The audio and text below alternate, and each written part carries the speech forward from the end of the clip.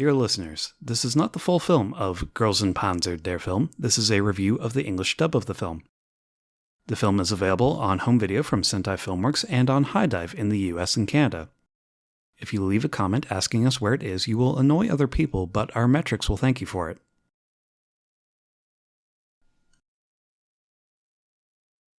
Phew, I managed to fend off that last attack. Now I just have to... 1 minute remaining. Hurry up. Okay. I know what to do. I'll just build a whole bunch of tanks and send in the troops. You got it! And that will surely... We're pinned down! Oh, this is bad. Tanya, you can help me out here, can't you? Shake it, baby! If I could just send you here and you can take out this Tesla coil and... Critical unit lost. Oh dear. Warning, disclaimer activated. What is it now, Lieutenant? Dub talk unit to contain language and content not suitable for younger audience. Discretion advised. Why would I put a child on the battlefield? Spoilers initiated for Girls und Panzer, der Film, and other anime. Caution needed. You know, actually, if I stayed up, I could probably get some good strategies. Opinions expressed are of individual participants, not reflective of entire dub talk unit. Lieutenant, did I say something to offend you? Unable to comply. Okay, hold on. If I can just build a couple more grizzly tanks. Insufficient funds. This is hardly the time to be plugging the Patreon, Lieutenant. What's that sound? Oh no. You have lost. I just feel my reach. I just feel my shine. 空に with the light.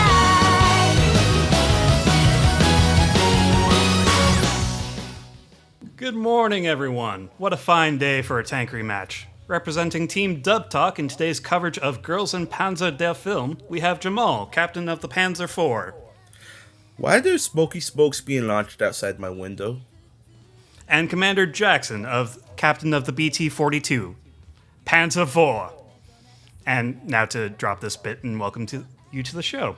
Hey everybody, it's summer at the movies time, and today we're talking about Girls in Panzer. This is the theatrical sequel to the 2012 series by director Tsutomu Mizushima. It's about two things, cute girls and tanks. It was so successful at those two things and boosted tourism to Orai and the Ibaraki prefecture of Japan that producers ordered 6 more theatrical movies be made. So despite director Mizushima creating Shirobako, one of the best original anime of our time, it would be 5 years before that saw a sequel. Hi everyone, I'm Jackson. I relate any topic back to my handful of favorite anime. How are you doing? But what do I mean when I say cute girls and tanks? In this world of Girls in Panzer, young women participate in the sport of Tankery, or Senshido. It supposedly trains girls into refined and strong women, exemplifying their femininity. The sport involves mock battles and tank combat, a lot like the game World of Tanks, which I assume you've heard of if you know of either of these properties. In fact, Nicholas Moron, aka Chieftain from World of Tanks, was a military advisor on the franchise. Oh. Any questions? I can think of that. Is interesting. Is it safe? Good question.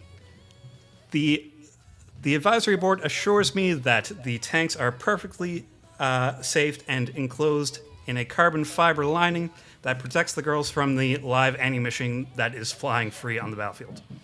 So explain these explosions and fireworks that go on then. Well, that is real gunfire. It is, of course, historically accurate, and it would, not make sense to use blank rounds in a tank match. So, it's of course perfectly safe. No one has ever died playing Tankery. One girl almost drowned. Let's ignore that. It's fine. It's perfectly safe for everyone to be hanging out in the top of the tanks where they can see better. It's much better for visibility. It's much better if you can see the target that you're trying to not hit, right? It's all about sportsmanship. It would be unbecoming to, totally obliterate a tank with a cannon bullet that's 60 centimeters wide. That'd be silly. Yeah, that was definitely ridiculous. Like, that was overkill. I mean, nobody got hurt, but that was still overkill. Some might say that there's no kill like overkill, which is exactly why there was no killing in this movie, I assure you. Yeah, but I get the feeling that Chairman was up to his tricks again. But why are we talking about this movie and not any of the other movies that have since come out? First of all, shut up. Second, it's my sleepover and I get to choose the movie. Lastly, I think it actually does work best as the introduction to the series. The TV series as itself is pretty standard, save the school plot. You don't really need any of that prior context to enjoy the film, and it reaches its full potential of the premise of just these tanks engaging in seriously off-the-wall combat and choreography right away. It throws out all this unnecessary, superfluous elements like plot, character development, theme, or physics. For God's sakes, at one point I saw tanks drifting sideways. Yeah, you hear that little voice on your shoulder in the back of your head saying, wait, this doesn't make any sense. You need to shut that one up, lock it in a cage. It doesn't get to talk anymore. You don't need that. It's an anime. You don't really need to apply logic much. Tanks drift in this universe. They catch air in this universe. You can ride tanks on top of other tanks. And much like Cheap People, you can also drive without treads. Exactly. It's great. I could describe the movie itself pretty succinctly, actually. It's 25 minutes of a cold, open action scene, followed by about half an hour of plot, and the rest of the runtime is an hour-long action scene, after which the movie immediately ends. And even though nobody gets killed, man, do they make the stakes feel high, man. It's very good. Jamal, this was your first time seeing the movie. Does that sound about right? Any initial thoughts? Well, we'll get into that later, but the movie was definitely pretty solid. It is a unique element of its time. But I will say, though, if this is your first time jumping into the movie, you really need to see the show beforehand, because otherwise none of this is going to make sense, as would any other movie based on a TV show. Yeah. I might amend my point previously. You need to be on board with this premise to enjoy this movie. And the series can acclimate you to the ideas being put forward if you take that time and, ramp up into the direct silliness. But, you could just as well watch the 3-minute special on the Blu-ray set that just summarizes the plot. Because it can be summarized that short. Yeah, but what's the point in that? I mean, for myself, I saw this movie in theaters when it first came out, and I went into it blind because I like seeing anime movies in theaters, and it was a rare occurrence back then. Still kind of a rare occurrence now. But, I went in, had a good time. It happened with Love Live. It happened with this. It was basically the perfect environment to go and watch the movie in. Just massive screen and a sound system that shakes your entire body when the tank turrets fire. Oh, that's that 3DX system I think they have, isn't it? It's something they have for this movie theater seats. I know that. Yeah. No, my theater does have the 4X or 4DX. That's what it is. Yeah. And an IMAX, but this wasn't in either of those. But, yeah. Just comfy seats and surround system. Also, on the off chance you're listening to this, don't mind the sounds in the background. That's just the Girls Academy practicing outside. Yeah. Sneaking in there on the 4th of July. It's a good time. No, it was a good crowd to see that with, too.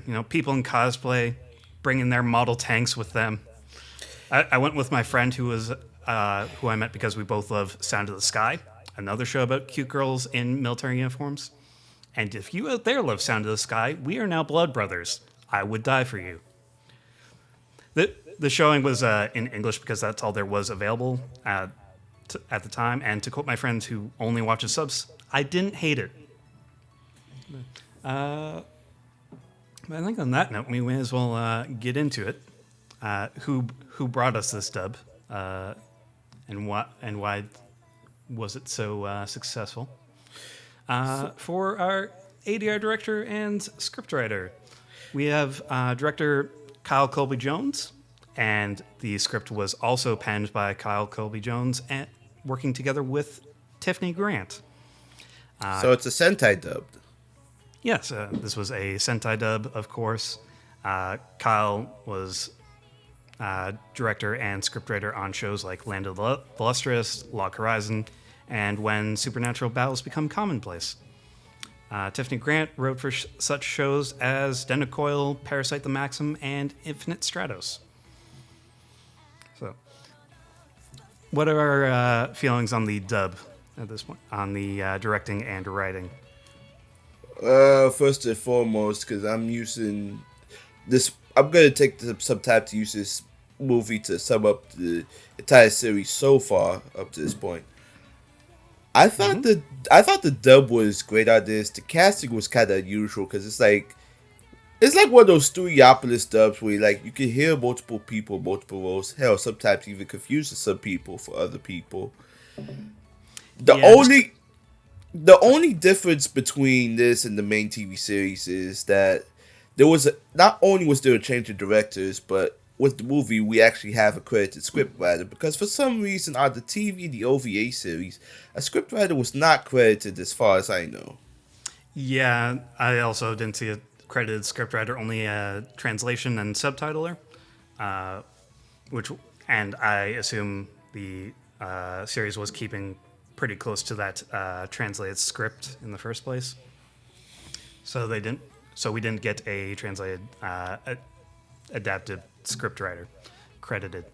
So it's kind of hard to compare apples to apples without getting too much into the scriptwriter's head, but I do think, as it stands, the movie was definitely more solid feeling overall, because like I said, the TV series was definitely good, but there were at some points you could feel like, alright, this character needs to emote versus how this character's actually emoted. Like, if you're supposed to feel angry or so, you're not supposed to have your voice is not supposed to be that kind of jovial, which I'll get into with maybe some of the characters. I'd have to look at the cast list again just to make sure, but... Yeah. I was finding quite a bit in the TV series, which I had seen for the first time doing research for this series, that, it's pretty rough in some places. And the change in director was actually, I could tell an immediate improvement right away from Anzio OVA onwards. It was a much welcome change, that's for sure. Yeah. I think, was lending into a lot of these same problems that you get with this characters in this voice range of the moe cute high school girls. It's really pushing Sentai's casting pool to its limits. There's a lot of double casting. That's also true of that's not unique to the dub. It's also true of the Japanese side, but we're getting that here. It's a lot of people pushing their voice range to spots they really shouldn't be. They're spending more time trying to maintain that voice than they are trying to act. Perfect example is the main character, whose voice is much more mature in the dub, so they've changed around the directing to get them more comfortable in the roles. For example, there was also a change in style guide. For example, the term senshido, which they use in the Japanese for Tankery, was never used before, and now it's being used quite common for things like Federation names.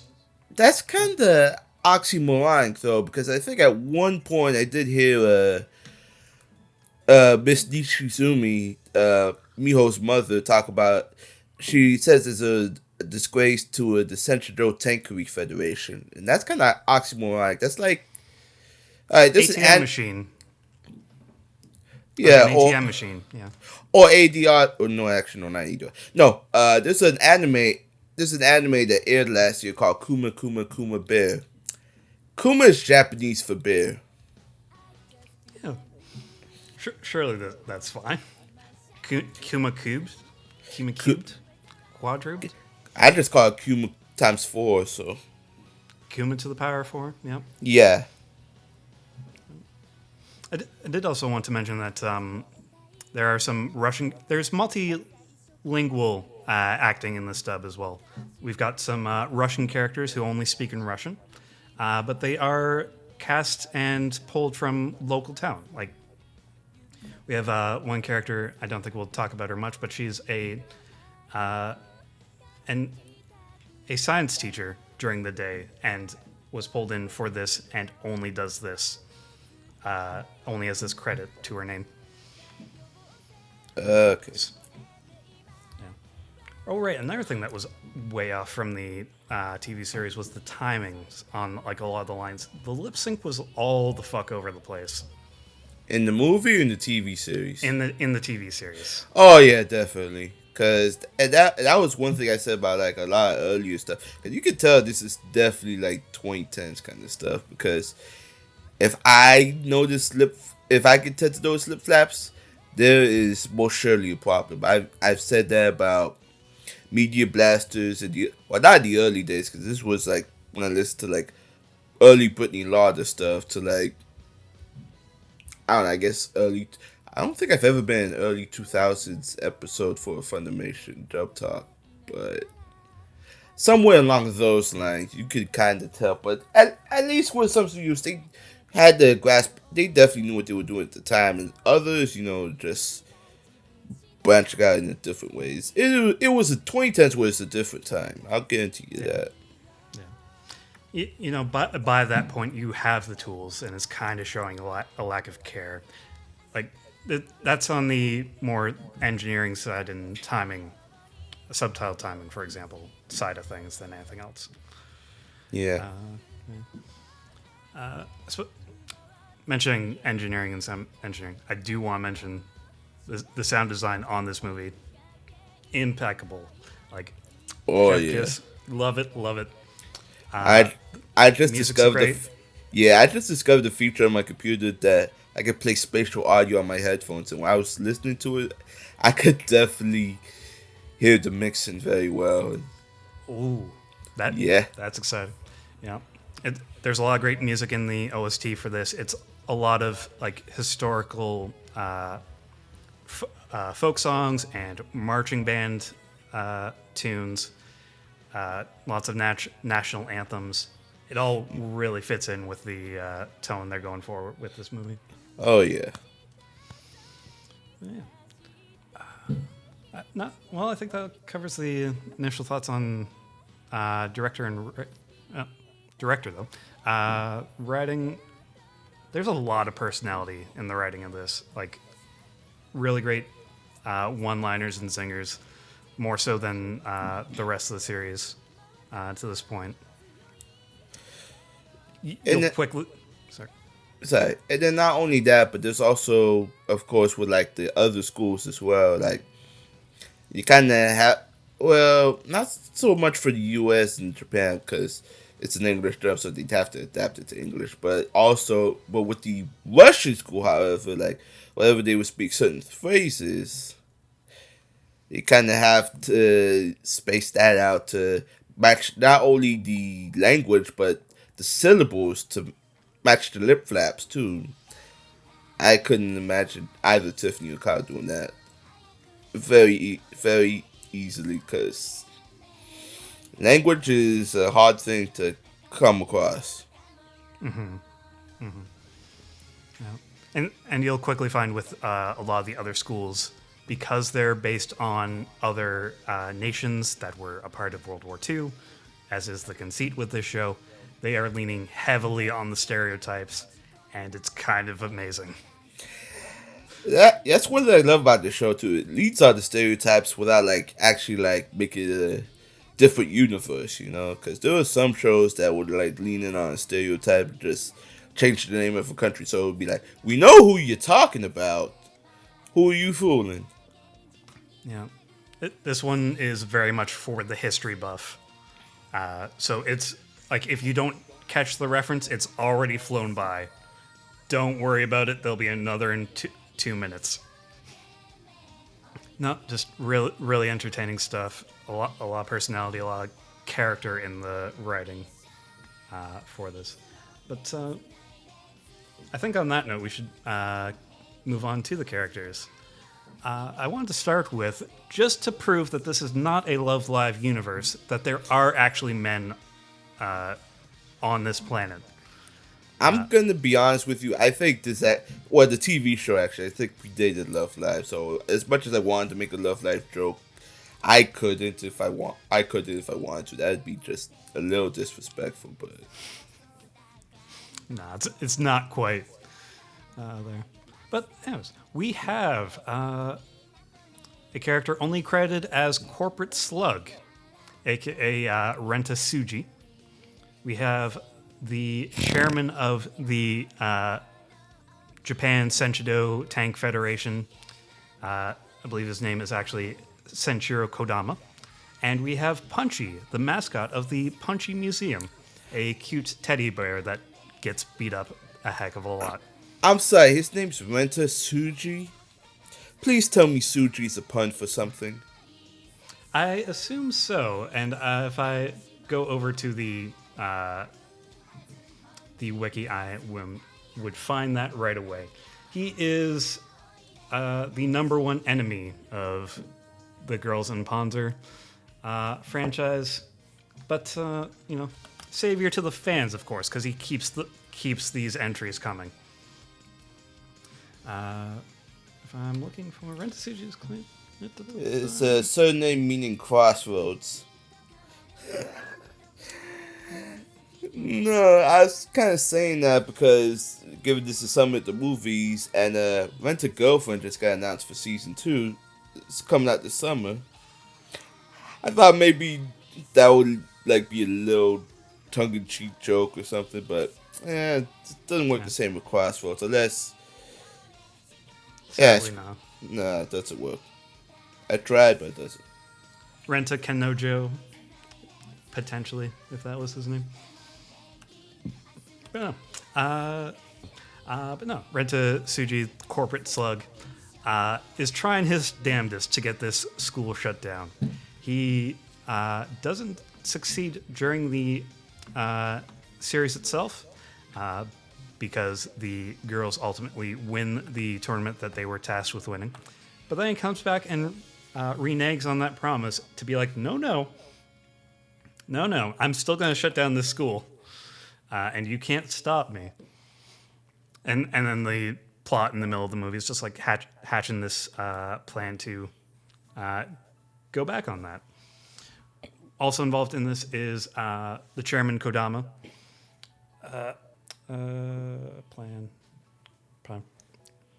Brain. You want some hot chocolate? Yeah. That'd be helpful. Yeah. I should just get into who plays these characters. So, playing Corporate Slug is John Swayze. John Swayze we know from One Piece as Crocodile.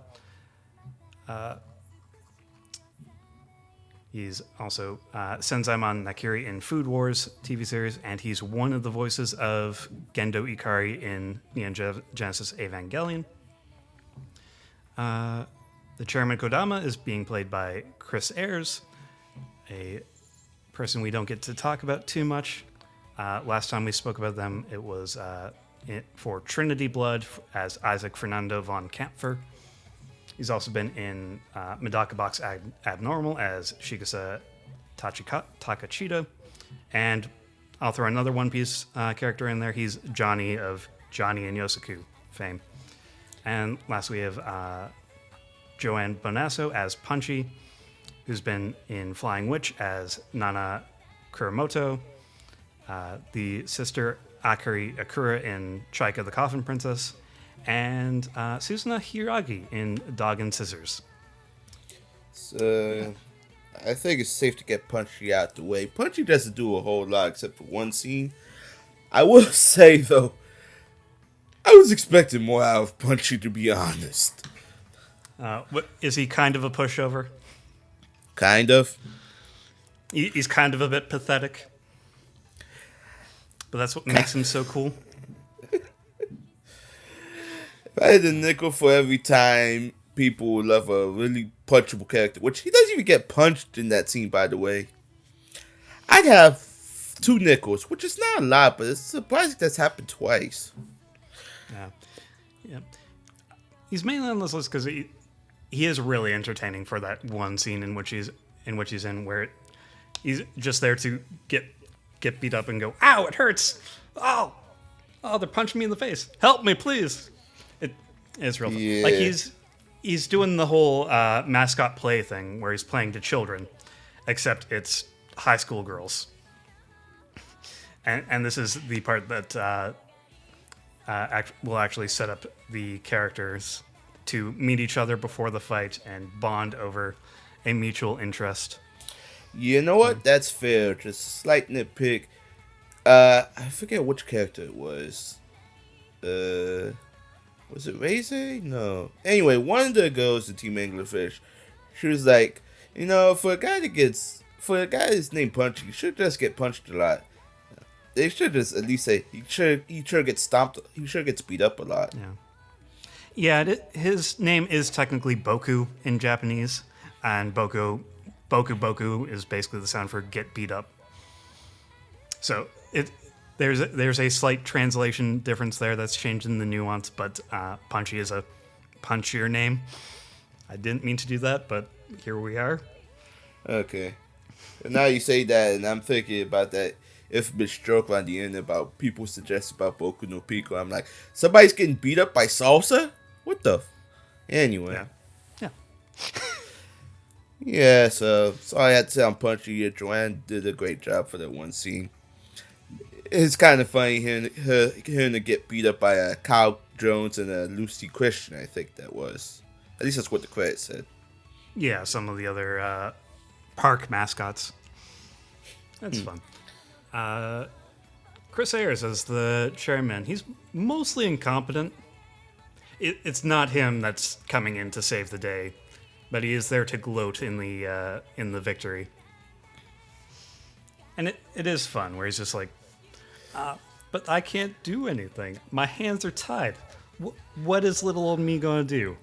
Right? I could definitely hear the sweet tango in his voice, because I think one of the things I'm most known for is sweet tango from Speedgrapher, of course Agni from Black Butler, but he sounded a little like Todd Habercorn here. I think that could have been what he was trying to go for, but I thought he was kind of being the good guy in that scenario, because he was one of the 5 people who was part of that federation to sign that agreement.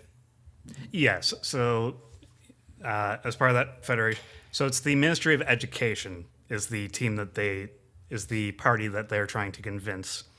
That is part of the corporate slug, and then he is the chairman of the Japanese Senshido Federation. And then you have the other major parties in that federation, which include Nishizumi's mother and Shimada's mother, who are 2 of the top schools and top participants. There's the other character that showed up to be a coach for the main girls team, and then did no coaching, and then effed off. Oh yeah, Chono, right? Yes, Io Chono. I'm sorry we're not talking about her, because she was kind of funny when you first introduced her in the series. So, as I said, comes in to do coaching, does no coaching, leaves. So. Yes, all while crash landing a tanker into a Ferrari F40. Right, she does enter from the sky, skydive with a tank, and then crash on the principal's car. Very inconsiderate. Oh, that was the principal's car. I forgot about that. It doesn't matter. The school's getting shut down. Oh. Yeah, Chris definitely had this Chuck Norris kind of approach. If you ever seen the movie Dodgeball? I have seen the movie Dodgeball. Okay, he's like one of the committee members that basically is voting for the I guess the game to continue, because he's basically the Chuck Norris in this situation, which is why he authorized last minute change in the team lineups. Because okay, for those that don't know, in the movie, the Alright Girls Academy is battling this other academy. I forget the name of it. And it's 8 tankers to 30. Yeah, it is Alright Girls Academy versus the University All-Star team, which is just a collective of like hand-picked unit tanks for this university team that enters into pro leagues against adults. Yeah, so when they realized they were short a whole bunch, the chairman at the last minute authorized groups from around the nation, if you will. You had Pravda High, you have Sadness University, you have St. Gloriana's Girls Academy. St. Gloriana's, you have Angio Girls Academy. They all join in this battle, and I'm gonna use this to translate to the chairman because it kind of pisses off the chairman. It's like, wait, is this a rule in the book? He's like, there's no rule saying they can't join, and every high school member is donning a Alright Girls Academy uniform as a result. But I wish I could remember who those two were with the code though. Anyway, well, why do they wear the uniforms? Because they wanted to. Yeah. Because, it looks good on them. They want with it. Hey, why not? It's a little fan service. It's a little big for Katyusha because her hands don't go all the way through the sleeves, so she's like flapping around. but it's cute. I think that is a fine spot to leave off the men and go into some of the other tank girls in this movie, though. Wait a minute. I ain't talking about John Swasey, though. Because John Swasey is definitely playing good. Is definitely good at playing slime balls. Because Gendo Ikari, of course, and he's good at playing intimidating characters, slime ball characters, pretty much demanding characters if the situation calls for it. Although I will admit, it did kind of leave me taken aback in the TV series when we were first introduced to him, but it felt much better when it came to the movie. I think it was a result of the staff change, but yeah. In the TV series, it's just kind of like matter of fact, like very cold, and you're getting a lot more chinks in the armor in the movie as a result of this plan is not working anymore. Yep. So he pulls out one very big stop, and that's a 600mm mortar cannon. It's good stuff. Yeah. Yeah, I think it's time to move into the participants in this match. Starting with the girls from the other academies that we've met throughout the series and are joining in on the fight today. We have from representing Pravda, we have Katyusha. Representing St. Gloriana's Girls Academy, we have Darjeeling of the British. We have Kay of Saunders, a.k.a. the United States team. And we have Chiyomi Ozaki, or Anchovy, from Anzio Academy, a.k.a. the Italians. But playing these characters, we have Hilary Haig as Katyusha. Hilary is known for such roles as Shiori Shiomiya from The World God Only Knows, Yasano Oribe from Kill Me Baby, and Lyriruka Arde from Is It Wrong to Pick Up Girls in a Dungeon. As Darjeeling, we have Kara Greenberg from, also known for Is It Wrong to Pick Up Girls in a Dungeon, as Hitachi Chiguyusa. From Clanad, she was Sanae Furukawa. And she was in Nakaimo, My Little Sister is Among Them, as Ikusu Mizutani. Kei is played by Emily Neves, who's known for Chelsea from Akame ga Kill, Lilith from The Demon Girl Next Door, and Yui Kiriyama from Kokoro Connect. And lastly, we have Kira Vincent Davis playing Anchovy. Kira is known for such roles as Shinobu Wakamiya from Chiafuru, Izuna Hatsue from No Game No Life, and Ronpatsu Matsu II from Excel Saga. So, what do we think of our team of stereotypes here? I'm going to run down the lineup. Hirihag is Katyusha. She's adorable. She definitely manages to play the childish aspects of her very well. I will admit I was a little concerned when I was introduced to the character to begin with, because at multiple points you see her riding on the shoulders of a comrade. But I thought she did very good. It kind of reminded me a little bit of a Tessa from Full Metal Panic for what little I've seen of that show, but because she can be a little bit clumsy sometimes, but she knows how to be serious when needed, especially in the whole sacrificial scene in the middle of the movie. Because, like I said, nobody gets hurt, but they definitely managed to raise the stakes, make it feel like it was life or death. They sure sold that scene like people were dying. Yeah, man. I mean, I would admit I may have teared up a little bit, but yeah. It's okay to get emotional for the silly tank girl movie. Well, I probably I really liked Hilary Hagg as Katyusha. She gets a lot to do in this movie, especially. She's one of the few characters that has something resembling an arc in this movie, where she has been very high and mighty the entire time. You know, this is her default state, riding around on other people because she's 4 foot flat, nothing. But she likes to lord over and look down on people.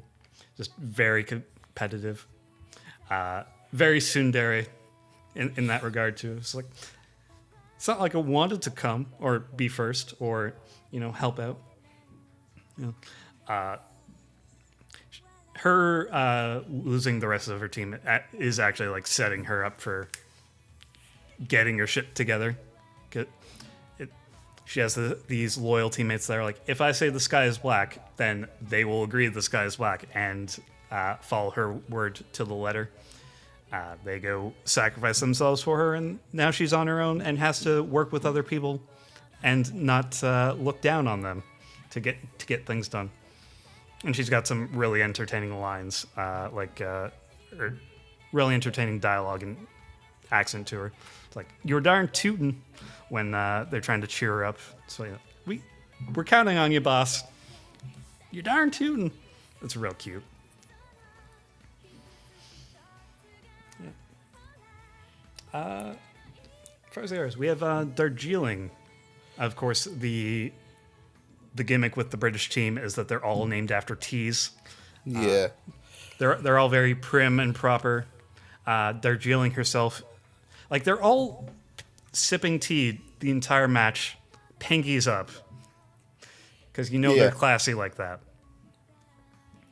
Refined, elegant. What if Our Lady's tea gets cold? Is a line that's said in this movie. Yeah. I also remember in TV show when the Girls Academy first started battling St. Gloriana's, she said, we will win this without spilling a drop of tea. And then when the Chaka came, she actually dropped a whole cup of tea. She basically spilled the tea as it was. It fell apart in her hands, as if like a wine glass or a coffee cup just being smashed in their hands. No, it slipped. Yeah, I get what they were going for, but the cup literally slipped out of her hand and dropped on the floor. It's a very silly, symbolism. Yep. It's great. Like, Darjeeling herself speaks in a lot of quotes and wise sayings, as it were. They're very esoteric. and they kind of ramp up in their absurdity. At one point, they're just quoting Alice in Wonderland. Oh, yeah. That threw me for a loop when one of them goes, "Beware the Jabberwock, my son." I cannot describe the laugh that got at me. What the heck was that?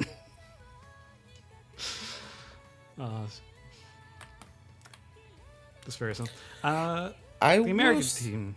I will say though, this is my first time actually hearing Kara Greenberg or anything, because I was not familiar with her before this series. So it was very neat, a breath of fresh air. Yeah, she was doing great work in this. Like for being very refined, very charismatic, getting into the action a lot of the times. Actually, brings me to probably one of the best scenes for any of the character acting is when all the team leaders converge and are discussing their plans for the match. And a lot of it's like divvying up marching orders, pecking order, squadrons. And Darjeeling chimes in with, "Now this part is very important. What is the name of our operation?" Yeah. And that's just a great delivery on that line. Of course, this is a very silly show, and one of the things keeping this like cute girl part of this is a lot of the team and operation names. So they're all bickering about what the operation name will be, and it's all just silly old stereotypes like 3-cheese pizza and burger, steaks, and chicken fries. Beef stroganoff. Because beef stroganoff has 3 ingredients, right? And the name they end up going with is Punchy Punch. This is a very silly show. Yeah. Emily Neves for the Americans. She's doing some fun stuff. She doesn't have a whole lot to do in this movie itself. Her main contribution and the Saunders team is basically to protect the tanks in the interim from school shutdown to beginning of this match.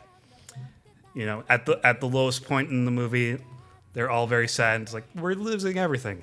And then big national anthem blares. They fly in with a super heavy carrier airplane that can take an airlift 8 tanks at a time.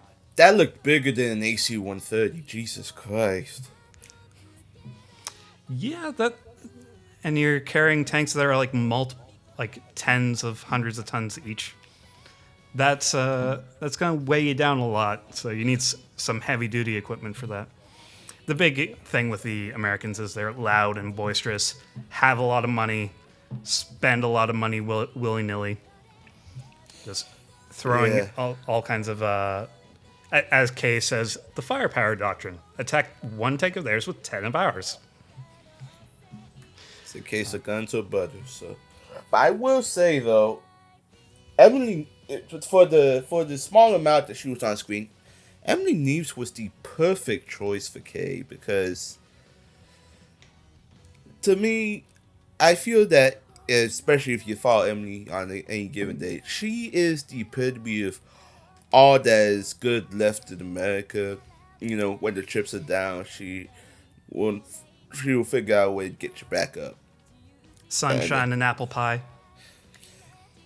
Hell, she'll kick ass if she has to, because I know she played a similar character kind of like this in the Magical Girl Spec Ops Oscar, and she also stood out to me in that show as well.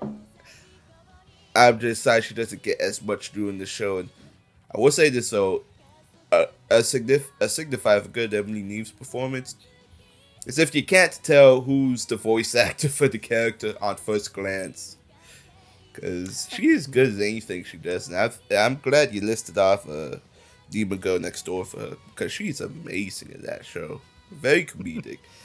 Though, I will say, you will never get me in a million years to watch Shimoto Maru-chan. I'm sorry. I have problems with that show. So, she's good. Just fine. She's good. I just don't care for that show. Yeah. I wasn't having problems with recognizing or trying to recognize characters in this show, or trying to distinguish them, because this is not my skill set. This is not the pool of actors I've trained my ears on. So, like for example, with the double casting, it wasn't popping up a lot for me because I'm not distinguishing them in the first place.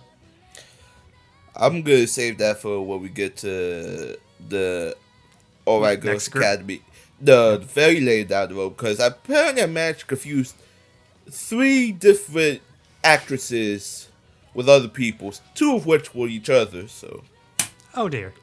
Yeah. Just before we get off the Saunders team, because we don't have time to talk about everyone here, but I did want to mention Brittany Karbowski, who has like one line.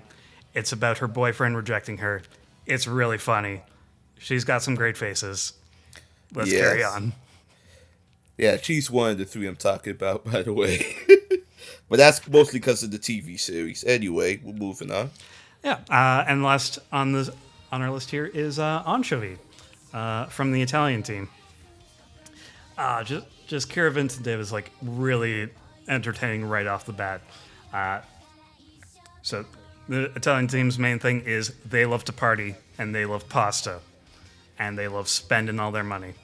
So they run up to the group here with just a micro tank, just this tiny little like buggy, practically 3-seater, just because that's all they've got to contribute.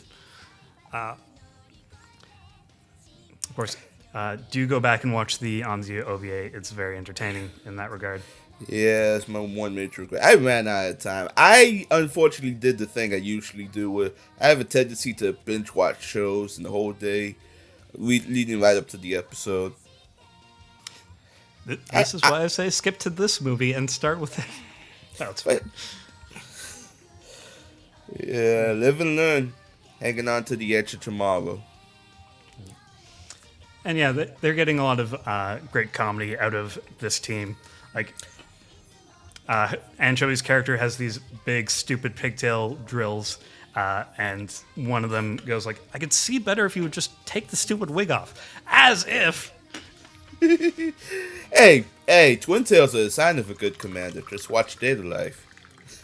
Yeah, they're very important to this character design. She cannot lose the pigtails or the drills. I love Kira Vincent Davis as this character. I can't remember what other shows offhand I've heard of it, except Kanagawa Jet Girls, but yeah, less said the better. So, yeah, no, it's real fun where they're just throwing this tank around, like because it's so small, it's dipping in under other tanks.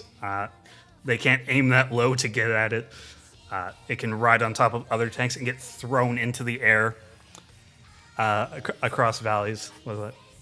That's crazy. At one point, they use it for they have the tank flipped over, the treads going, so they can use it as a ramp and get more air with another tank. I was like, this is a stupid idea. We'll give you pasta, and all the Anzio teams like pasta. It's real cute like that. And for most of the other runtime, they're just running around the amusement park that's being used as the battlefield. They're going up on the roller coaster because they can fit there, and they're tiny and hard to see, and they're just running recon for everyone. Just the creativity this movie has is off the charts. It's great. So I think on that note, we should. So that covers the teams that were coming in from prior material. And I want to cover some of the characters new to this movie that we introduce and are just thrown into the mix right away, given very little introduction. So, just be along for the ride. Enjoy it.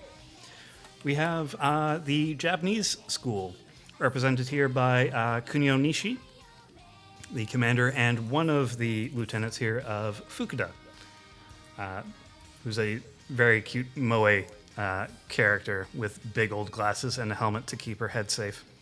And then from the Finnish-based Jakusoda girls, we have Mika, who is distinctive for her blue hat and her string instrument. Playing these couple characters, we have Amelia Fisher playing Kunio. She's known for Jabril from No Game No Life, Kitsuno from Nobunaga the Fool, and Nanami Hyoda from Magical Warfare TV. Teridoti, as far as some Sentai roles and Houston roles, she is Shigi in Made in Abyss. Madako Kuki in When Supernatural Battles Become Commonplace, and Yuko Tachikawa in Parasite the Maxim. And finally, we have Lauren Henrik for Mika, who actually really only has credits for Girls in Panzer. She plays Mika, and she's plays a random tank girl on the Saint Floriana team, but otherwise has no further credits. So the Japanese team here, it's good that Japan has some humor about their performance in World War II and their comedy. Their main thing of Chiatan is charge. In any situation, the correct answer is to charge recklessly head on into battle. It doesn't go very well. It's all very silly. Kunio especially is just like, she's trying to get it. The gears are starting to turn in her head, but she often gets caught up in the moment. It's like, oh, I've thought really hard about this plan that you thought very carefully. Thank you, Nishizumi. But I think the correct course of action here is to charge right in. What should we be doing in this scenario, everyone? We should all fall back. Full out attack. I like it. Charge on in. It's like, she's trying. It's occasionally occurring to her. It's like, maybe we shouldn't charge. Maybe we should hold back. And then she kind of gets wishy-washy, caught up into it, and then gets taken out while being wishy-washy about the whole thing. Fukuda Teridoti is like the one girl that is left behind in the first action scene, the first exhibition match, and has to get some positive influence from outside. So she's chumming up with one of the ORI girls' teams, and they're talking a lot about honor, the Japanese. It's like, I need an honorable death. I need to throw my body on my sword. Yep, is that what that was? Not quite. More so kamikaze strategies for the World War II Japanese. We know how that turned out. Not great for anyone involved. But no, the other teams are like, but what if you don't charge? What if you survive and live to fight another day? And she kind of takes this to heart. Mm-hmm. To the point in the final battle that she's the one that's actually like speaking up and trashing the other Japanese girls. Like, all we're known for is charging headlong into battle and getting our asses kicked. We're a joke. We need to stop. And it's just this cute little Moe Blob character that's delivering the harsh truths to everyone else. It's all very good. And Mika? Mika, of course. She gets the best scene in the movie, to be frank. Just because her team is in this one... they are tasked with taking out this super hard artillery tank that is crushing everybody. Just because it's got this massive artillery, can shoot from a massive distance, take out multiple tanks in a single blow, blow up huge portions of the landscape with a single shot. Yeah. But no, when they get set up into action, she gets going with her string instrument, and a Finnish polka song starts playing, and it's really entertaining. She's dipping in and going around the other tanks defending this one, goes under some drives under rubble, drives in between rubble, gets the ARC teams caught under falling rocks, gets their treads shot off of the tank, which is where they just pull off the steering wheel, plug it back in. It's like, and we're still going. We got wheels on this thing. We're gonna keep driving. Yeah. They start drifting around, going off of one track of wheels when the air one falls off, takes out the last tank at the same time that they fall down. Just mutually assured destruction. It is fantastic. If you see nothing else from this movie, look up that clip. Yep. Polka never dies. I like that theme. It got me thinking it was like a Swedish version of Curb Your Enthusiasm or something like that. Which, yeah, I never really watched Curb Your Enthusiasm, but I know most of it. So, I would say though Nishi, because I'm looking at a picture right now because I'm trying to refresh. Even though I just saw the movie, I'm trying to refresh my memory. Yeah. I can't for the life of me recall this character. I think she might have been the one whose tanker came out of the water park with all the boats, and she shot one of the 4 tankers, and then tried to go back for more. I think that might have been her, but I could be wrong. Yeah, this is the commander of the Japanese team with the camouflage tanks. They camouflage their tanks with duck heads. Yep, that was her. That was her. Yeah, I thought that scene was very funny. And then when she tried to be greedy, they all make a run for it. But you did very good at this. You did very good in this role. Again, okay, I haven't heard of some of these people that we're gonna be talking about on here, except for maybe from previous episodes. But one I can talk about is Terry Doty, because man, if you picking out Terry Doty in a nutshell, it's like a haystack in a haystack, I guess.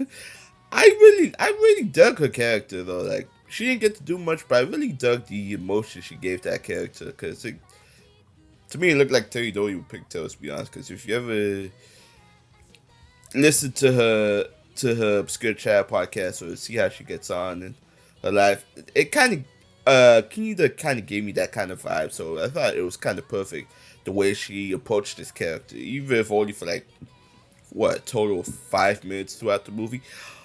Although the scene that really got me though was during the exhibition match at the beginning, and she and the Chihatan group driving through they're driving tanks through a shopping mall.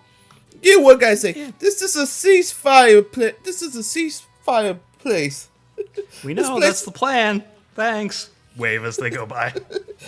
She managed to drive the tanker down an escalator. Is that safe? No. Good question. No further questions. I was like, okay. Yeah, I really need to shut off my brain, because why? Yeah, no, I mean, if you can get on top of it. If I fits, I sits. Goes down the escalator. Yeah, I'll tell you, did pretty good. And Lauren Herring, I think it's Herring. Yeah, Herring, as Mika. Mika just spits out I guess not.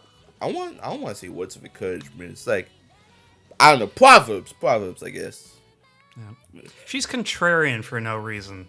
She's dispensing these pearls of wisdom a lot like Darjeeling, but she's doing it in a very different way. Pearls of wisdom, that's what I was looking for. Yeah, she's dispensing pearls of wisdom, playing the ChouCho and tanker. Yeah. Yeah, fuck it, why not? Yeah. It's hard to get a read on her character, because she's just like, no, why would we get involved? I don't want to do this. I think this is a bad idea. Does it anyway. She's saying one thing while doing another thing for a lot of this. Oh yeah, it's definitely fits with contrarian. I thought all three ladies did very good. So Yeah. No, I agree. I had a thought. Yeah. Fukuda and Teridoi here are here because they have like one of the character arcs in this movie. Basically, is get the Chiha team to get out of their own heads and do that stuff. Yeah. So that covers everyone else that was participating in the Allies, our mission here. I did want to go over some of the other members of the ORI Girls Academy, the main school, the main team. We don't have time to cover everybody. They've all got their gimmicks. They're all great. We love them all. Let's focus on a couple. So, we're mainly going to be talking about the Turtle Team, which is otherwise the Student Council,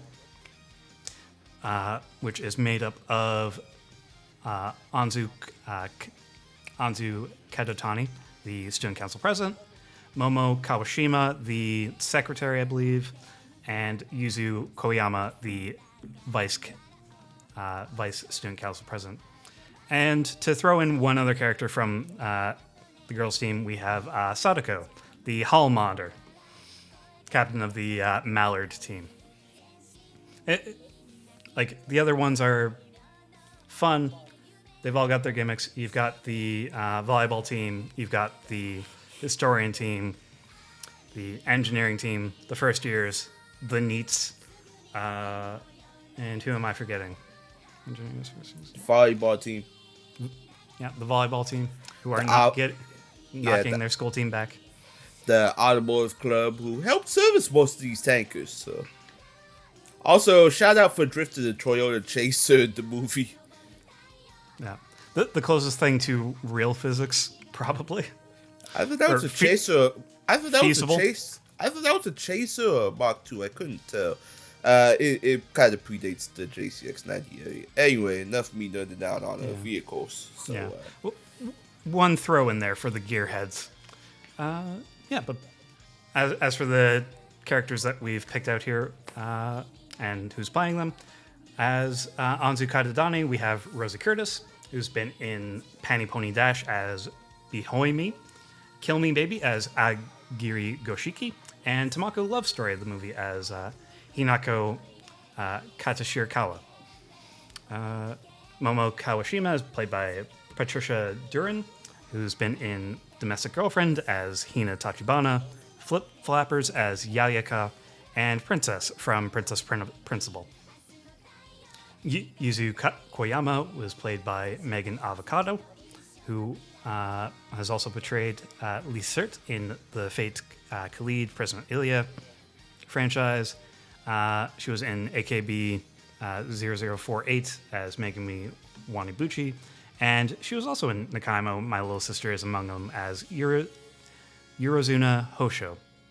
And lastly, Sadako, the hall monitor, is Tiffany Grant, also in Nakaimo as Maiko Katori, Tokyo Magnitude number 8 as Yuku Onosawa, and Gunsmith Cats as Becky Farah. So I'll start with Sodako, actually, just because as the one pick out from the rest of these, she gets a lot to do in that 30 minutes in between the two action scenes. Because what does a hall monitor do when they have no halls to monitor? They become a delinquent, apparently. It's real funny. Yeah, I mean, when you fulfill your objective, it's kind of run its course. It's like, where you go from here? Yeah. What do I do if there's no halls to monitor? Now we'll never get our volleyball team back. What do we do when we're not first years anymore? That one was probably the funniest lamentation from them at their lowest points. Like, guys, you cannot be first years. That's okay. That doesn't have to be your identity. Just to kind of show how paper thin some of these gimmicks are. But no, it's real fun watching Tiffany's character go from just this uppity biatch to just who the fuck cares? My life's over. Just leave me alone. I'm gonna be squatting out here in front of the convenience store with my friends. We're gonna eat popsicles and cucumbers. Leave us alone.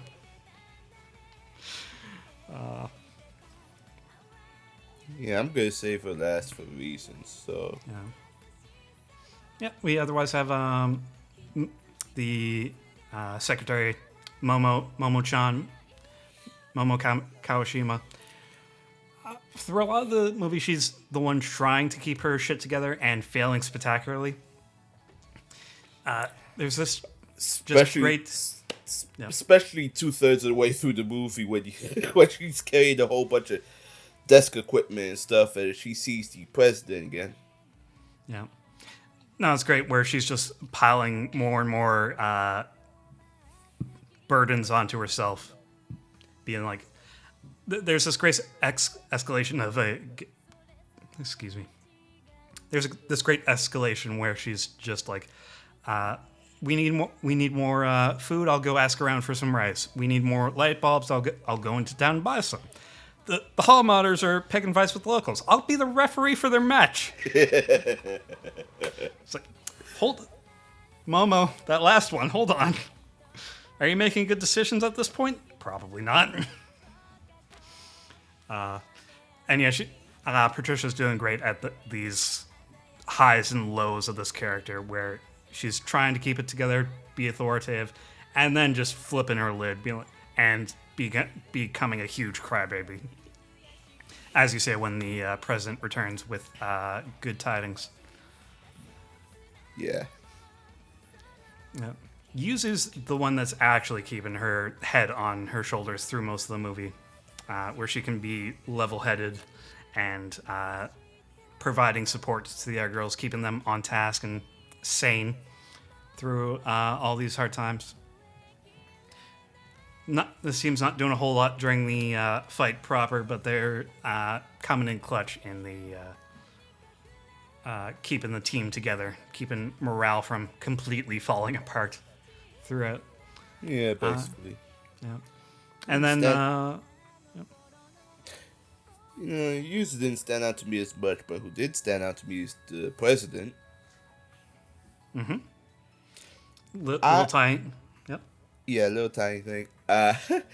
It's funny because for the longest while, she was the one that I had mixed feelings on, but I think when it came down to it, it was mostly the writing because Rosie has a very jovial voice with this character just having fun and, being having fun with situations and everything.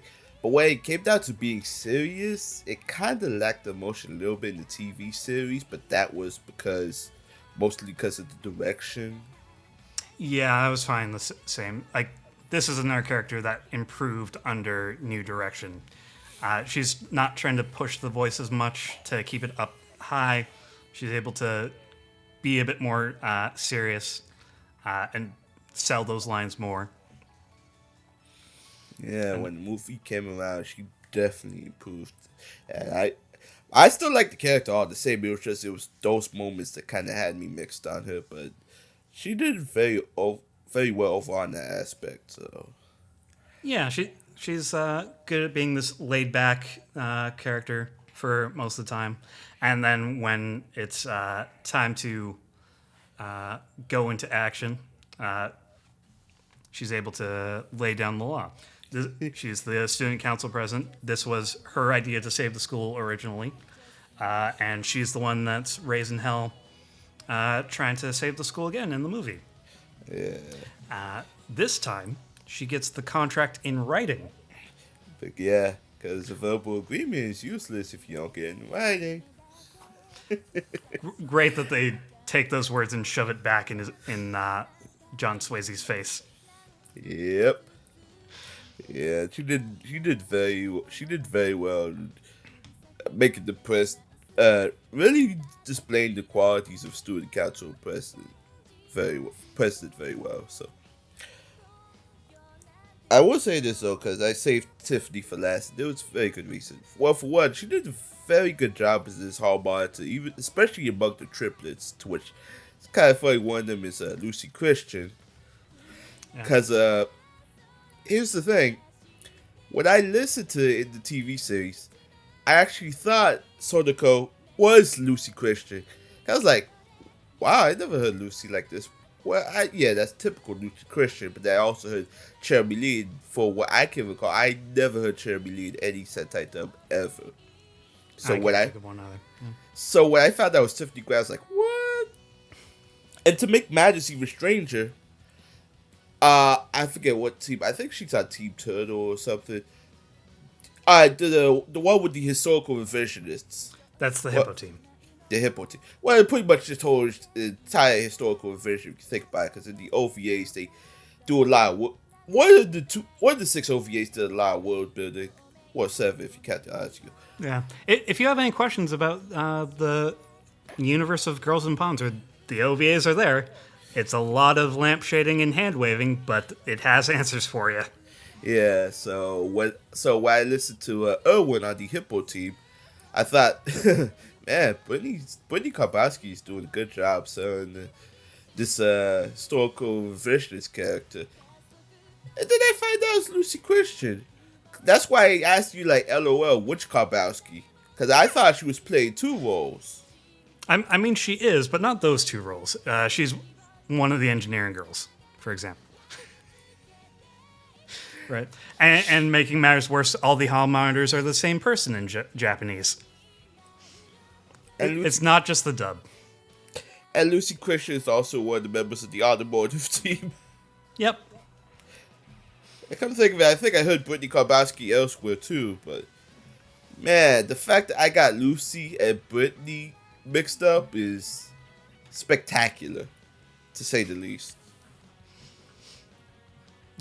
It might be a point in the favor of the stub that the double casting is not causing issues.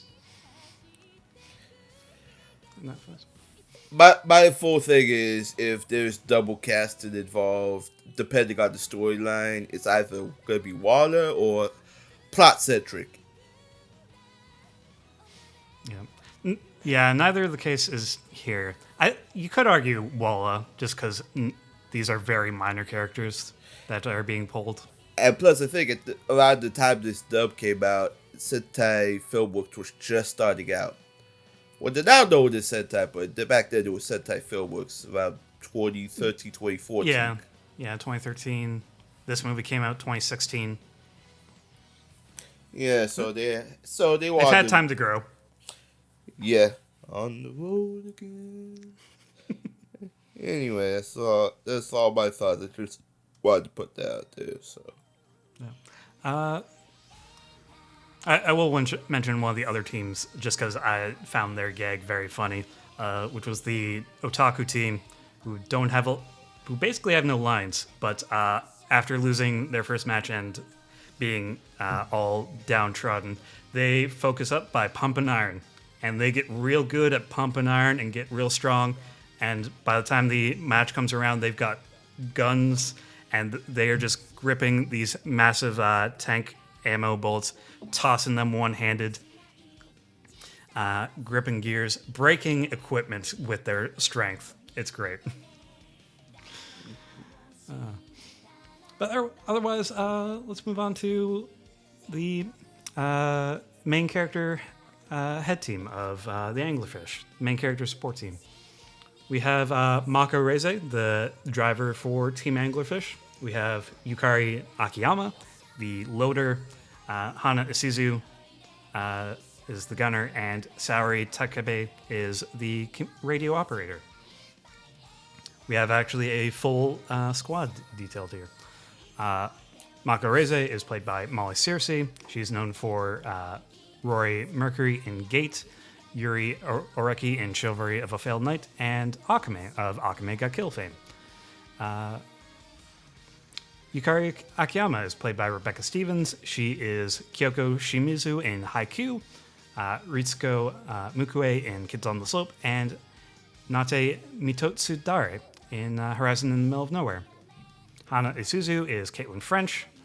She's known for Mio Nishizono in Little Busters, Kureha Sakamichi in Mayochiki, and Chinami Oka in Golden Time. Sari Takabe is Jessica Calvello. She is known for Aika S. Grancheska in Area of the Animation, Hajime Ichinose in Gatchaman Crowds, and Cutie Honey in various Cutie Honey adaptations, in particular Cutie Honey Universe. So, what are our thoughts on Team Anglerfish in this movie and in the series as a whole? Because they don't have a lot to do, actually, in this movie, with competing for screen time with all of the other tank girls.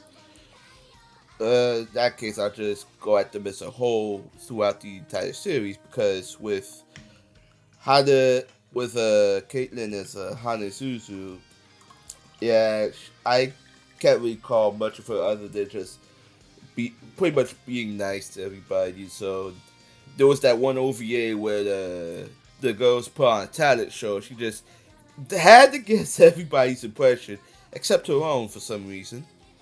She's that know-it-all type, and then can't take it. Mm-hmm. Back, yeah, very rich girl kind of archetype that Ona Nadeshko comes from, rich heritage. Oh yeah, prim and proper. That's right. She's the flower girl. She was the one who was able to make friends with Miho at the beginning, and. Yeah. Yeah, that I remember. Yeah, she had a very compelling arc of her own if you go back to watch the TV series, to which her mother actually started to come around, because she realizes that, like, her flowers, like, she has creativity but lacks personality, and Tankery is what gives her personality. Yes, this Tankery thing is doing what the show is claiming is happening, where it's making them a more full-fledged person.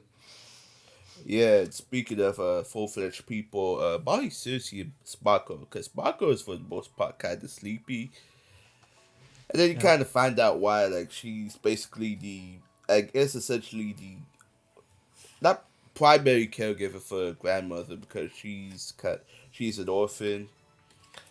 So she's watching her basically every chance she gets. Which leads to a whole lot of absences and tardies, to which she joins the Tankery team for the credits and the tardy forgiveness. Yeah, basically. And she gets a little personal growth of her own, especially when she's visiting Grandma in the room. Played by Emily Neves. I think that was Emily Neves. I'll look it up later. Yeah, I'll look it up later. So you find out about a backstory. Like, it's amazing. Like, if she could put her mind to it, she could do anything, which is especially proven. Like, she's able to drive the tanker when she reads the manual, and yet when we first meet her, she almost gets run over by said tanker. Yeah, the way I've described it is they pick up a hobo on the side of the road, and she's real good at Tankery. Yeah, basically. Yeah. They nearly run her over while she's sleeping in the forest while this tank match is going on. And then she picks up the book, says move over, and then takes control from there. And then when they grab another light tanker, turns around and teaches Sodako how to drive a tank. Yeah. Especially when they had to put aside the differences, if they will. Yeah, there's a fun antagonism going on between those two. And they can occasionally settle their differences. Yes. So it's real fun when those go on. Molly's got some great lines in this, just because her character is also just done with the world. Humans can't wake up at 6 a.m. Actually, we're going to be waking up at 5 a.m. so we can be here on time. Falls over. Yep, I can feel that already. I remember one line from the series proper, directed at one of the anime teams, where she's just like, "Oh, wouldn't it be a shame if our ramshackle thrown together team was able to beat the best team?" Just this really savage delivered comeback. in a very deadpan kind of way. Set over a dessert restaurant. Yeah. Over cakes. Yeah, I thought she did pretty good. Rebecca Stevens, I never really heard her before. I know of her, but that's for a different reason. She did very good as charming Yukari, because for the one thing, yeah, when you first meet her, she's stalking Team Anglerfish a little bit because the whole thing is she has a hobby, her love for tanks, pretty much military equipment. She is as much a audience insert as you can get in this show. I don't know if I'd go that far, because remember when they went to take on St. Gloriana's Academy, I think it was Sandra's team, where she's going to do infiltration. It was Sandra's team. Yeah, Sandra's team. She infiltrated the school successfully, took video of the whole ordeal, tried to edit on the go, got caught in the process, and tried to evade. It's like it was kind of the most hilarious thing, because in order for her to even get on that ship, she had to disguise herself as a convenience store worker. Which, don't ask me how to explain that. There's changing stalls in the school and on the ship. It's fine. You get there. Yeah. Kind of met the whole deal. And what's even funnier, well, in a good way, I mean, is if you look at it, I'm probably gonna edit this, and you're gonna notice a slight similarity. If you look at the character and you look at the Rebecca's headshot, she almost looks like Yukari in person. With the whole floofy hairstyle. Maybe a little less floof, and she's got a doggo in her hand. But yeah, it is top tier character design. I will give the crew that. It is. So I thought that was pretty cute. And then Jessica as Sari. I literally thought that was Maggie Fleckner at first, because one, that kind of dialogue would definitely sound like something Maggie would say in an anime. Pick any anime, Diabolic Lovers, hell, Love Tribute and Other Delusions, she would say something like that. Not in this one. If you want a boyfriend, you gotta drive tank. Maybe that's not quite in character for some other people. If you want to be my lover, you gotta get with these tanks. Make things last forever.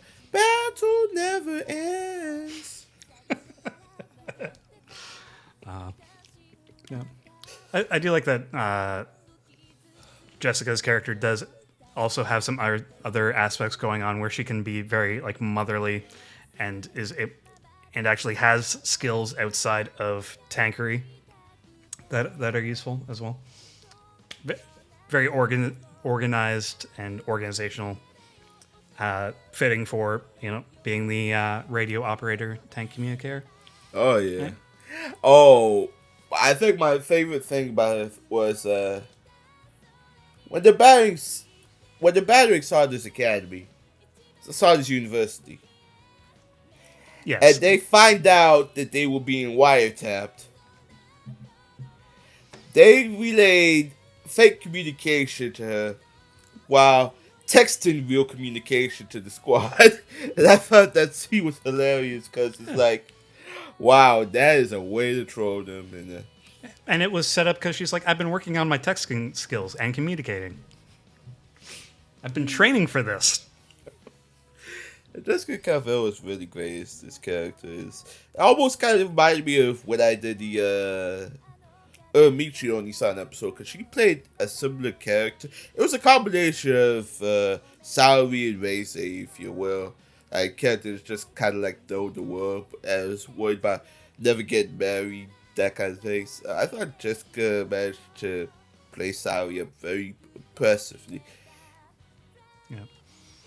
I will say of the four, like in this movie, I think Mako has the strongest showing, just because of that relationship with the hall monitors, and they have that pre-existing connection that they're able to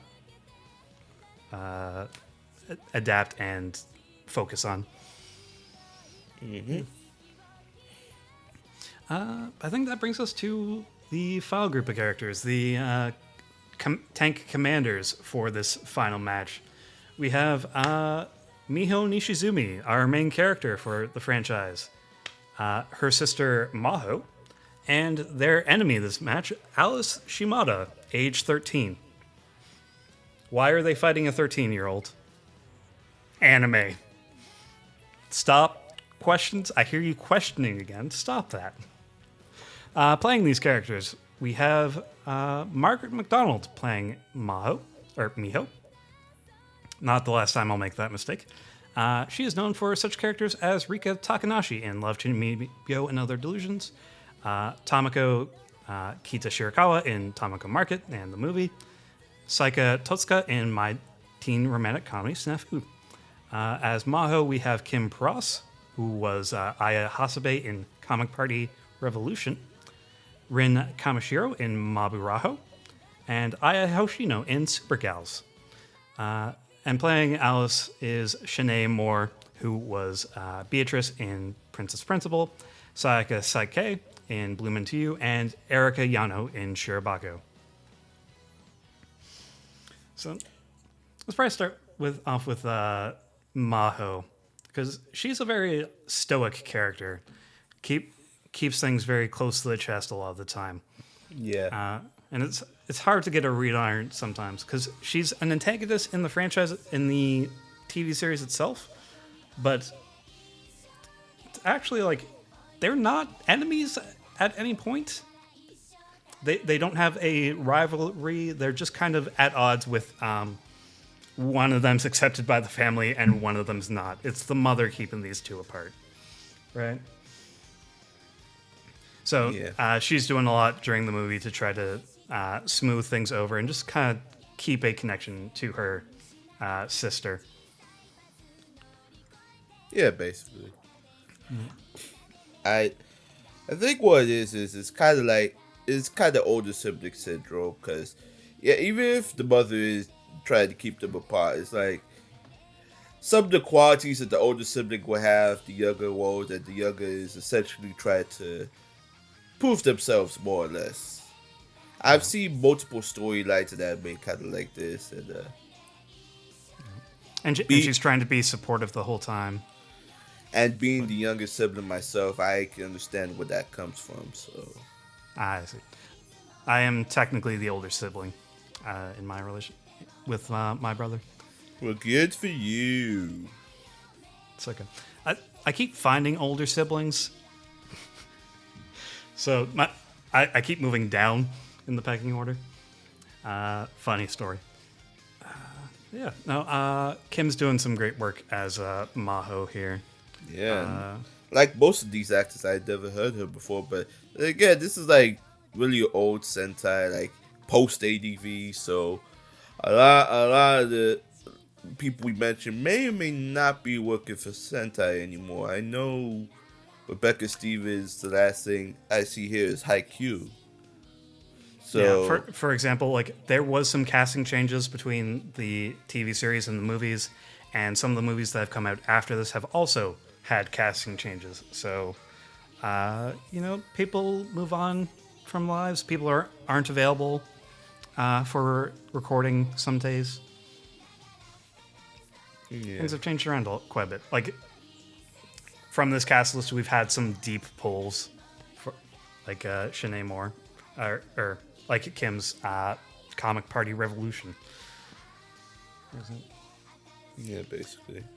But Shanae Moore as Alice, quite good, quite convincing as this 13-year-old, actually, where she's able to play this cute, shy wallflower aspect to it, and then switch to cutthroat commander very effectively.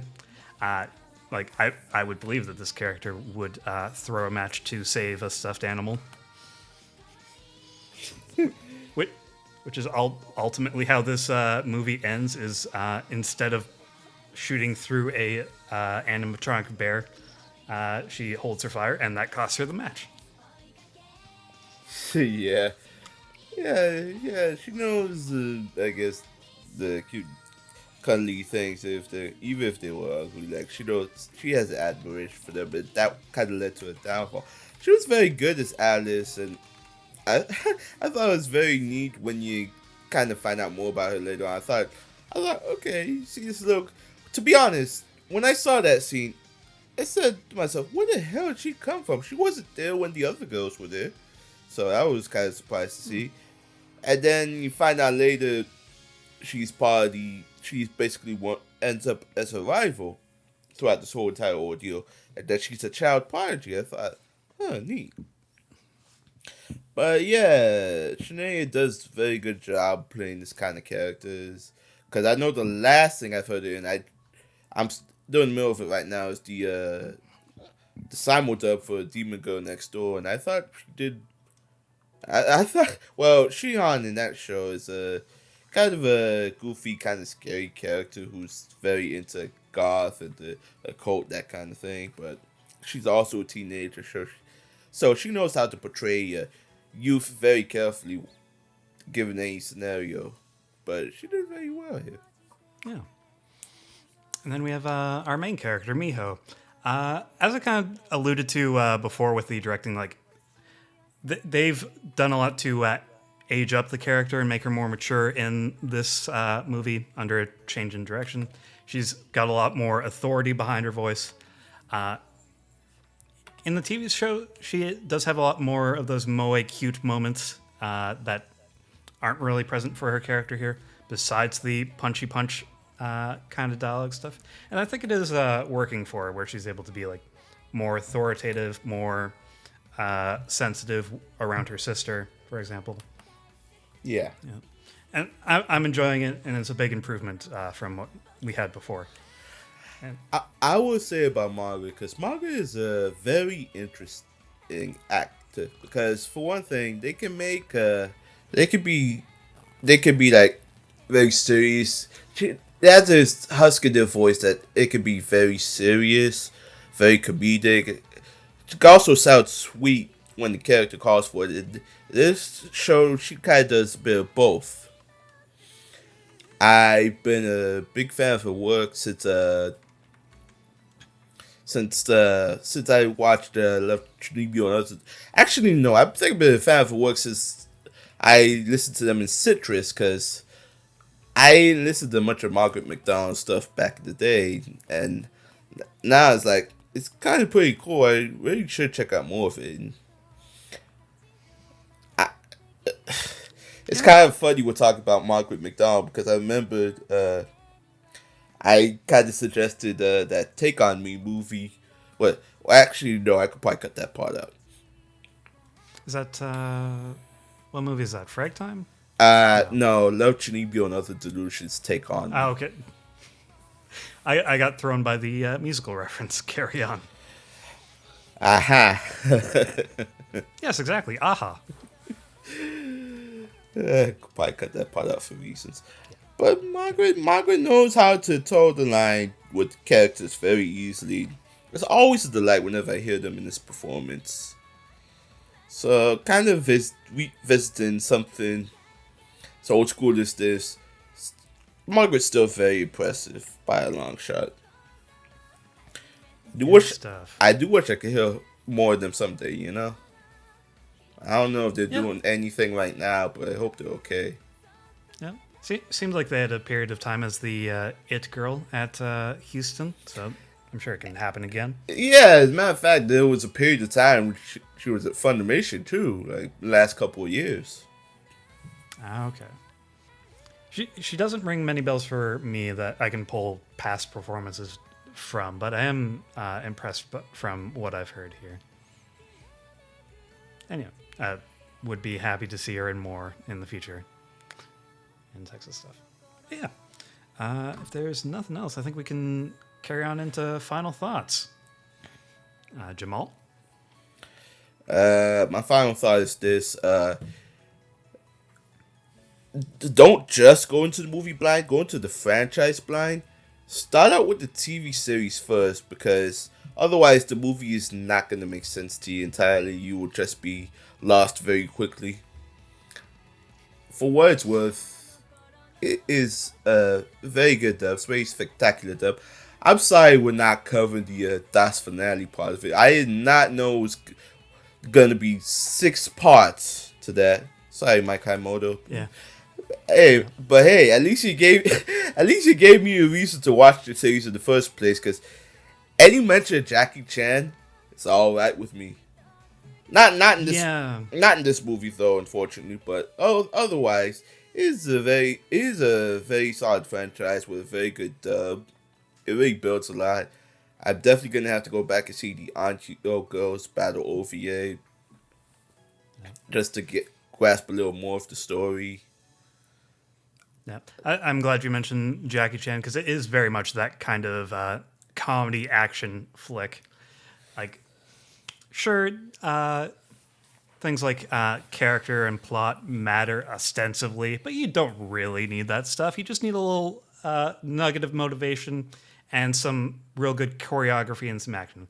Like, I was going to compare it to John Wick in this regard. You know, someone killed Miho's dog, and now she's on a warpath. So, yeah, speaking of warpath, I think it's kind of a vicious thing because, well, for one thing, there are tanks battling all throughout the city, and 2, they do more damage than the Megazord battle in Power Rangers. It's insane. Supposedly they'll pay for replacements.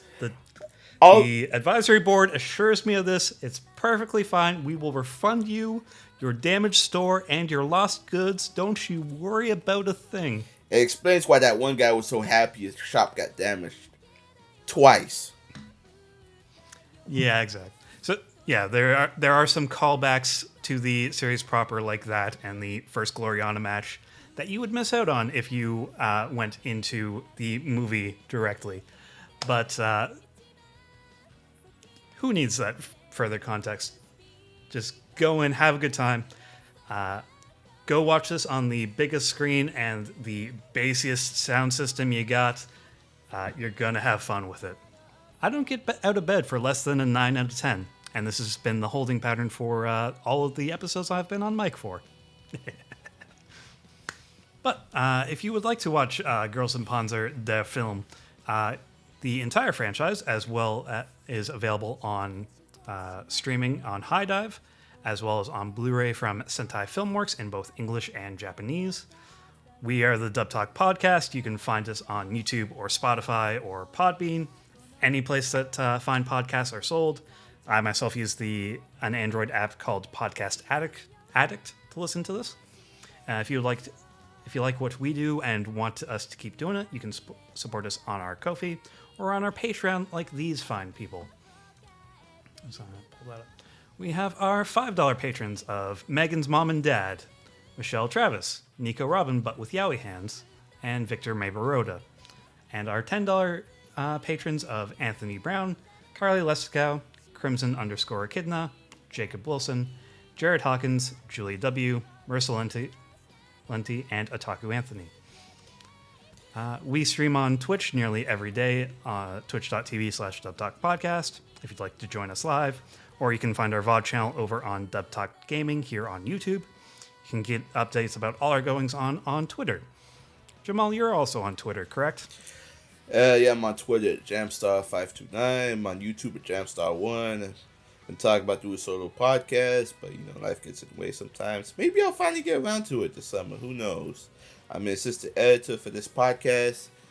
A couple more things to note. Speaking of the podcast, as of this week, at the time of recording, we just released our Patreon episode for This is the Bluebird. So, possibly coming up soon by the time this is out, we should be in the middle of we should be opening up entries for the next Patreon episode in September around there. Yep, it's time for the quarterly raffle. Yes, to which if you're a $10 member, you are eligible. Please make sure to read the rules regarding episodes. We decide what you get, and in addition to episodes, if you're one of those people who are watching this right now and you're thinking, wait a minute, this is not the movie. The movie is 2 hours long. The runtime of this episode is much shorter. Please support your streaming services. Buy the Blu-ray, DVD, wherever anime is available. Because it's dirt cheap. Just do it. It's dirt cheap, man. Considering the way the world's going right now, physical media and streaming may be the only things you have left in the anime sphere. Yep. And I'm Jackson. You can follow me on Twitter at 9clawtiger. I stream on Mondays for our Twitch channel. For more fun strategic tank times, I've just finished a run-through of Red Alert 2, a game where a leather-clad Russian lady informs you don't have enough money. It's a real fun alt history time, and we have a lot of fun on over on the Twitch channel. But yeah, I think it's time for us to Panzer Vor on out of here. What do you think? Yeah, the engine's already planned mine as well, so. Thanks, everyone. We'll see, enjoy the rest of Summer at the Movies. We will see you next time. Otaku on. Keep on shooting. Hit and run. Shoot and run. Go, go, go, go, go. Please don't hit and run. Please be shoot and run. Okay. Yeah, please be respectful.